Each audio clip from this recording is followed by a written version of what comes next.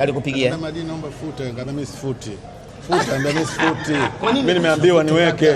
Kakwambia nani? Kaambia mimi kwa Selemani, kaniambia ni post. Wewe na Selemani wote akanionyesha kidole fulani hivi. Mimi kaona baridi tu.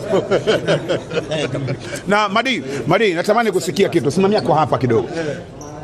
Duli baada ya kumuona Fande anaingia alikuwa akizungumza na Sogi. Duli akafurahi, akasema nimefurahi sasa kuwakuta kaka zangu wote, na akaweka hapa akasema nimefurahi kwa sababu mliombana samani na maisha yanaendelea. Kwako wewe baada ya kumuona Sogi yupo karibu na Afande Sele, kipi ambacho umekipenda? Mimi taarifa za mabwana zote niko nazo. Huyu bwana nilikuwa najua kwamba anafika.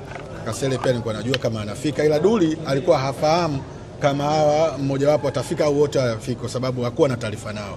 Lakini kwa sababu mimi najua, kwa Duli cha kwanza tu akaniuliza, mbona muona Sogi Simoni Kasele?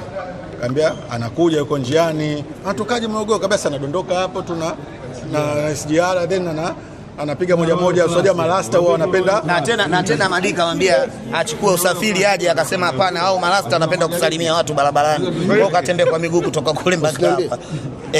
Unajua marasta ndio ndani. Kwani naliambia bwana chukua boat, akasema hapana, siwezi kuchukua, ni kwa sababu sisi marasta tunakuja mdogo mdogo, tunapenda kusalimia